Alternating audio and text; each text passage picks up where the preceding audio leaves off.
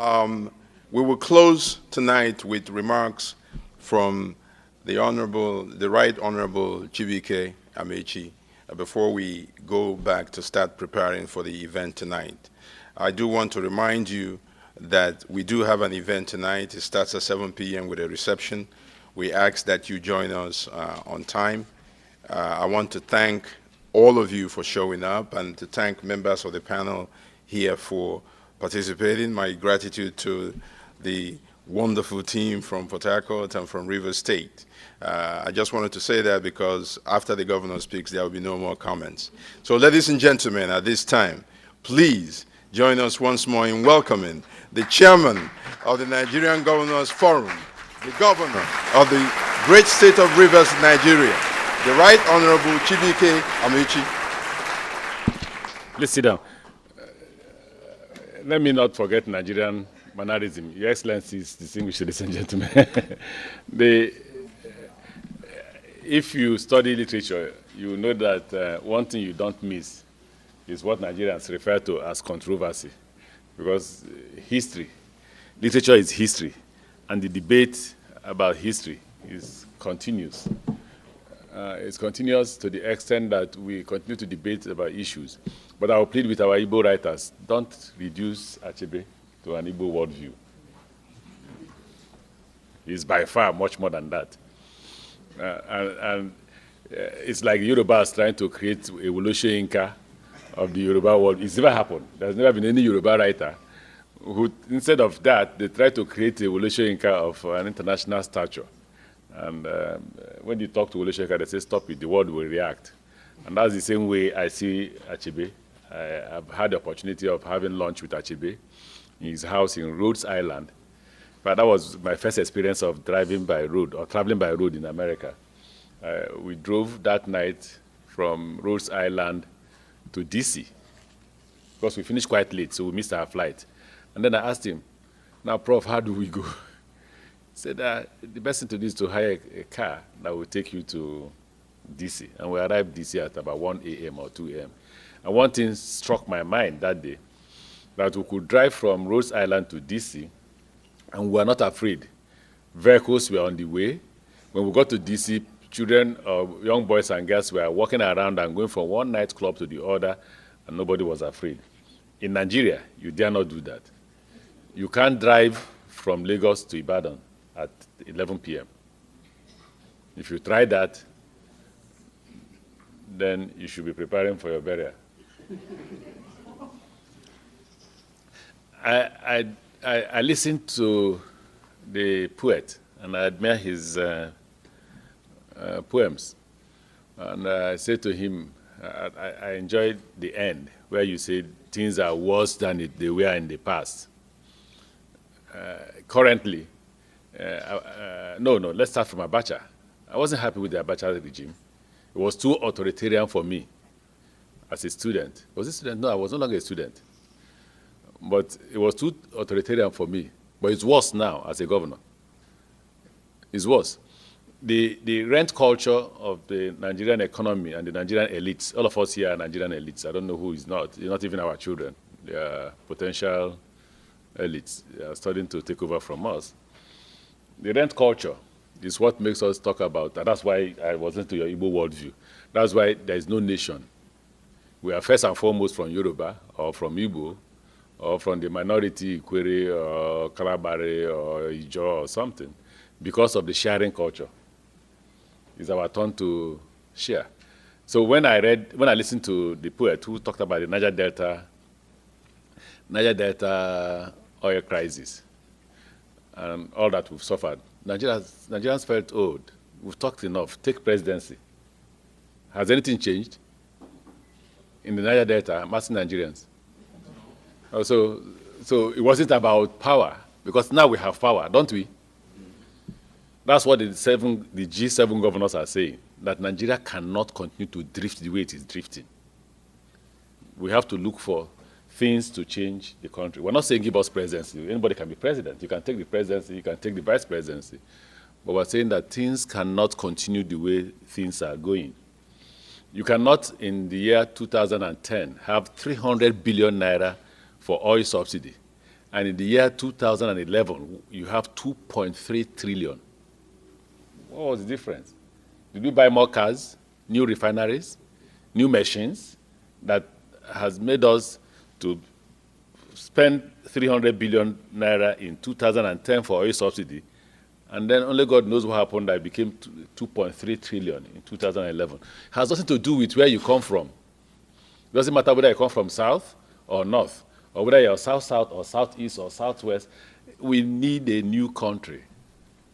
And when I say we need a new country, we need to make things look different. And we're not saying the country should break up. It will not. We're saying that that impose ourselves on Nigerians, because there's never been any successful free and fair election in Nigeria. We impose ourselves on Nigerians. That if we succeed in imposing ourselves on Nigerians, then we should be able to give the kind of quality of leadership that will make Nigerians very proud. What is the rocket science in power? Other than to pay somebody to buy me a generating set, that we have gas, by the way, so you don't need to go to do any other thing. The Hausa man in Sokoto would not ask you if this power is from hydro, if he has power. Nor will the South-South man ask you whether the power he's consuming in his house is from hydro, if he has power. So you can actually generate power through gas in the South-South and serve the pan in Sokoto. And it's not rocket science, because there's already a technology for power. So if you go and ask GE, supply me generating set that will give us 40,000 megawatts of power, you will get it. Just pay the money.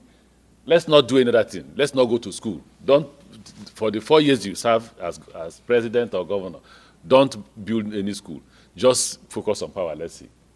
When you achieve it, the next person who will come, or your second term, you can say, let's focus on education.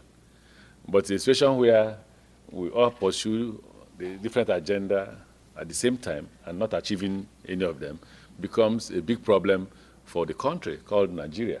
And that is what we are protesting about. That's what, if you see, you know, I tell people say, why are you people fighting? I say, it's not about,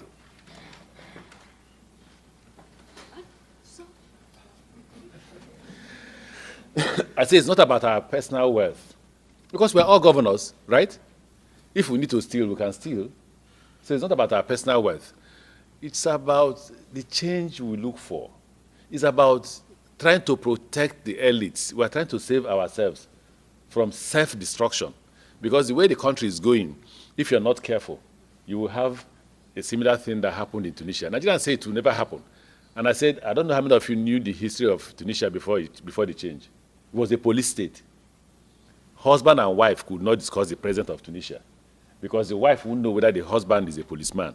Neither would the husband know whether the wife is a policeman. So nobody discussed the government of Tunisia. But it took just one person sacrificing his life for the rest of the Tunisians to have freedom. Nigerians say we are the happiest people in the world. No Nigerian can take his life. It took Boko Haram for people to know that people can commit suicide. And what was the reason for the suicide? You check, you didn't go to school, no health, no water, no food, and the man approaches you with 25,000 naira, not $25,000, and tells you to go and kill somebody by committing suicide. They take the 25,000 naira and go to their parents and give to their parents and say, Daddy or Mommy, I'm going to Abuja. I've gotten a new job to go and do in Abuja. I just said, let me give you, they paid me in advance. I said, let me give you this money for feeding. And then he goes to Abuja, straps himself with this thing, and kills people. It got so bad that as chairman of Governors Forum, we were scared entering the same bus when we have meetings with the president. Because we say somebody, a suicide bomber, could load his vehicle with IEDs and then drive into us. So you see governors say, no, I won't enter the bus. I'm usually the person who will be laughing and say to them, no, let's enter. They won't remember us. They say, no, that's how we'll be thinking they're doing about us. And then actually somebody will ram into us and they will say 36 state governors dead. We just want suicide bomber. So what we are trying to do is to regenerate the country. What we're trying to do is to protect all of you, the rich, the ruling class, the elites. Because if we don't do what we're doing now, then we may likely be playing into the hands of the poor, because we are gradually getting to a point where the poor will begin to eat themselves and begin to eat all of us. That's where we are getting to in Nigeria. Life in Nigeria is not as rosy as people think it is. Look, let's even assume that those who are in government are stealing money, and therefore, how do they enjoy the money? Come to Europe, the Europeans are waiting for you to bring the money, and they will arrest you. Come to Africa, the poor people are waiting for you to spend the money, and armed robbers will meet you on the way, or even in your house. We are saying that Nigeria has to change, where every rich man is a government unto himself. How are you a government unto yourself? You have your own private borehole. You employ a megad. Your children go to private schools. You pave the road to your house. You go to see your private doctor. What are you? A government. You are a government unto yourself, so you have nothing to bother about the Nigerian government. If Nigerian government comes to collect tax from you, you should be asking for what purpose? Because if he says, I'm going to do the federal road from Port Harcourt to Benin, you say, but East-West Road is what takes you to Benin. And East-West Road is abandoned. So when you get up for governors, I wonder why you get up actually, because you should be asking the question, what is the service delivery? People accuse me, oh, he's betraying the South. I say, which part of Nigeria is South? Now, I'd like to know. Because I'm from Rivers State, and I'm the governor of Rivers State, am I not? And as governor of Rivers State, let the president tell me what he has done in Rivers State, then I will know I'm a Southerner, and I will support the president. That's the question I ask, and I've said I'm going to address Rivers people in the course of this struggle. Because for the reason for which the struggle is taking place is that we are suffering in Rivers State. The airport in Rivers State is abandoned. I don't know how many people have traveled recently to Port Harcourt. It's abandoned.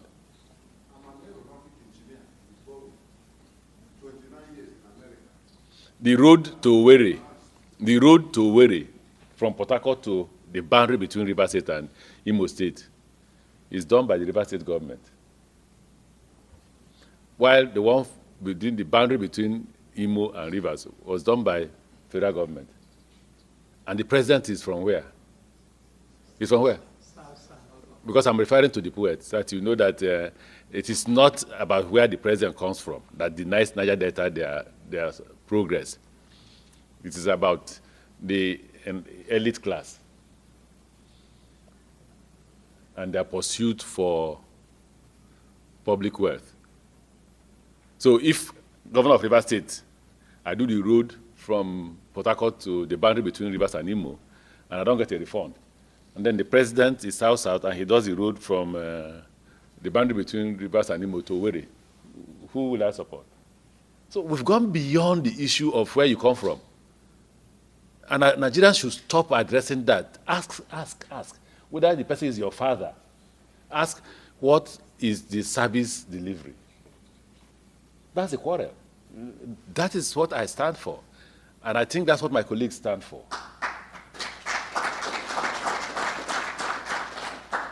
I think that's what we stand for.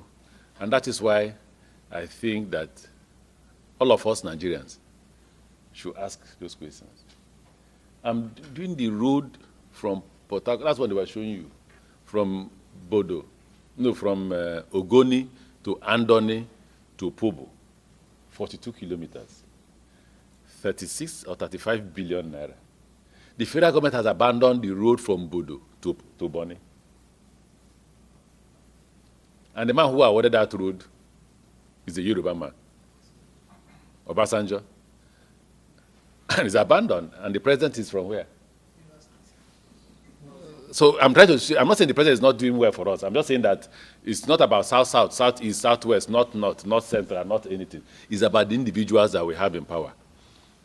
Because if a southwest person comes and awards the contract from Bodo to Boni, and they've done the first bridge, and then he leaves office, and the road is abandoned, is it the southwest man that abandoned it? A Southwest president, Obasanjo, awards East-West Road, and he leaves office, and the East-West Road is not finished. Is it the person that abandoned it? So I don't think we should continue to argue whether we are Nigerians or we are from South-South or Southeast or Southwest or not. We should ask for a president that fulfills our requirement. And what is our requirement? Very simple. Good education. If you're not ashamed, I am, when they say out of 60 million people in the world, Nigeria has 60 million out of school children. Nigeria has 10.5 million. I moved a motion in NEC, the last NEC I attended, which is about 2 or 3 months ago. And I said, please take 1% of our revenue from every state to fund education in the North. My only fear is that even that funds may be misapplied. And I tell you one thing, Nigeria spends more money in education than Britain, and the outcome is poorer than Britain. Why? And I've said before the president. I said it before the president. If you doubt, just, I think, is it UNICEF or UNESCO? Check one of their lists and they give you the documents. I have it. And I've said that before. President said, when I said before the president, I think the president said it was from planning. I don't think it was from planning. It's also, whether if it's from planning, maybe, but it also includes corruption in education.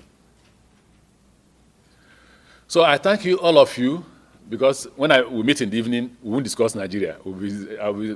I'll be speaking as a Nigerian who will do what Nigerian elites do. Wonderful country, beautiful city. Even when you see how dirty a city is, you say it's garden. Then our idea of garden must be warped. Because I hear somebody say that my friend and colleague was quoted as saying that Abuja, is it Abuja where he said, no, the road to the airport from Abuja airport to Abuja town has made Nigeria look like, did he say DC? And I say he may not be seeing well. He needs to get eyeglasses like I have here. Because on the side of that road, you see villages of poor people that have not gotten anything to eat since morning. And I say it, and I want to be put on record, it does not necessarily mean that it is good President Goodluck Jonathan. Does it mean so? It is even if you put the next man there tomorrow morning, even if you put the next man there and it is not President Goodluck Jonathan, he may not be able to do anything different from what is currently going on. Because the rent culture of, I'm not defending President Goodluck Jonathan, you must know that, because I already know he's browbeating me. But I'm saying that even if you put another person there, with the way things are already now, they will continue. For the past 3 months, we have not received our money.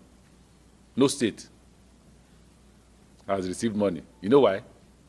They say no money. So where does the money go to?